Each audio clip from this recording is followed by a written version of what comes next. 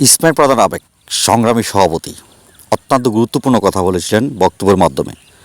দুর্দিনের রাজপথের কাণ্ডারি ইসমাইল প্রধান আবেগ। এদিকে আছেন আমাদের ফয়েজ ভাই। 22শে নভেম্বর মহাসমাবেশ ঘিরে গুরুত্বপূর্ণ একটি সমাবেশ, যে সমাবেশে উপস্থিত হয়েছে লাখো জনতা। আমরা চলে চললাম সাখাওয়াত হোসেন ইমন আর আমি ডক্টর আনোয়ার মিনন ভাই এবং ডক্টর মঈন খানকে এগিয়ে আনার জন্য। আমাদের সাথে অনেকেই ছিলেন। কচুয়ার মাটিতে এত বড় সমাবেশ আর কখনো কেউ কোনোদিন করে দেখাতে পারে নাই। ডক্টর আনোয়ার মিনন ভাইয়ের দ্বারাই সম্ভব এত বড় একটি সমাবেশের আয়োজন করা। ডক্টর আনোয়ার মিনন ভাইয়ের জনপ্রিয়তা আকাশচুম্বী, সেটা আমি অনেক আগেই বলেছিলাম এবং বারবার প্রত্যেকটা ভিডিওতে আমি বলেছিলাম। 22শে নভেম্বর ঐতিহাসিক মহাসমাবেশ থেকে জানতে পারলেন সকলেই যে ডক্টর আনোয়ার মিনন ভাইয়ের আসলেই সত্যিকারই জনপ্রিয়তা আকাশচুম্বী। এদিকে স্টেজে অনেকে উঠতে পারতেছে না এবং কাউকে সংরক্ষণ করছে না এবং স্টেজে উঠা নিষেধ। আমাদেরকে অনেক আগে নিষেধ করা হয়েছে যে এখানে কেউ উঠার চেষ্টাও করবে না। যে অনেক সিনিয়র নেতৃবৃন্দ কিন্তু আজ এই সমাবেশে স্টেজে উঠতে পারে নাই, অনেকে দুঃখ প্রকাশ করেছেন। সেজন্য আমরাও আন্তরিকভাবে দুঃখিত। আজকের এই মহাসমাবেশটি সফল করার জন্য সকল সিনিয়র নেতৃবৃন্দদেরকে জানাচ্ছি আমি অসংখ্য ধন্যবাদ এবং প্রবাসী ফোরামের সকলকে জানাচ্ছি আন্তরিক শুভেচ্ছা এবং অভিনন্দন। চতুর্দিকে বেষ্টনীতে ঘেরা ছিল, একদম নিরাপত্তার চাদরে ঢাকা ছিল এই কচুয়া কলেজ মাঠটি। লক্ষ জনতার উপচে পড়া ভিড়। অনেকে অনেক ধরনের বক্তব্য দিয়েছেন আজকে এই সমাবেশ ঘিরে। তবে একটি কথাই জানান দেওয়া হয়েছে, মূল বক্তব্য হচ্ছে আজকের এই সমাবেশের পর যারা এই দলকে নিয়ে কোনো ধরনের বিভ্রান্তকর সৃষ্টি করবে কিংবা এই দলের বিরুদ্ধে এবং দানের শীষের বিরুদ্ধে দাঁড়াবে, তাদের প্রতিহত করা হবে কঠিনভাবে।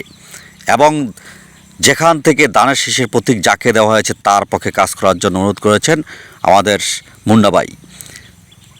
মুন্নাভাই আরও বক্তব্য বলেন যে ডক্টর আনোয়ার মিনন বিয়ার জনপ্রিয়তা আকাশচুম্বী, সেটা আমরা আগেও জানি। আজ এখান থেকে দেখলাম যে এত জনপ্রিয়তা ডক্টর আনোয়ার মিনন ভাই। যাক, সকলের কাছে অনুরোধ করলাম যে ডক্টর আনোয়ার মিনন ভাইকে দানের শীষের প্রতীক দেওয়া হয়েছে, দানের শীষের প্রতীক নিয়ে কাজ করছেন। অবশ্যই দানের শীষের প্রতীক পক্ষে সকলে কাজ করবেন, সকল ভেদাভেদ বলে। এদিকে কানায় কানায় পরিপূর্ণ হয়েছে কলেজ মাঠটি।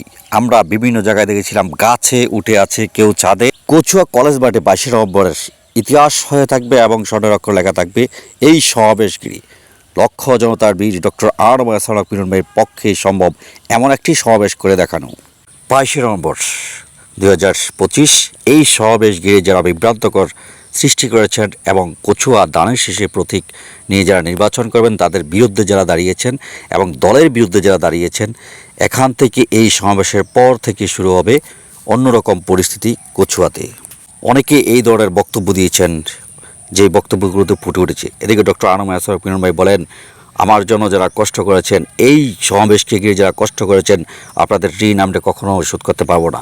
এবং সকল মিডিয়ার প্রতি কৃতজ্ঞতা জানিয়েছেন এবং যারা ভলান্টিয়ার দায়িত্বে ছিলেন তাদেরকে প্রতি কৃতজ্ঞতা জানিয়েছেন, সকল ইউনিটের প্রতি কৃতজ্ঞতা জানিয়েছেন। এদিকে প্রান্ত থেকে অনেক মহিলা সদস্য এসেছে, যা ইতিহাস সৃষ্টি হয়েছেন 22শে নভেম্বর কলেজ মাঠে।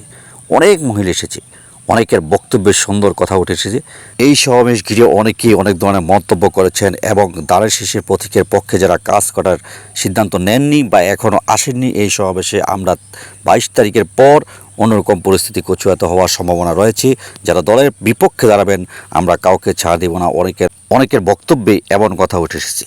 তবে সকলেই একটা কথা বলেছেন যে সকল ভেদাভেদ ভুলে যারা এই সমাবেশে এসেছে আমরা সকলে বাই বাই।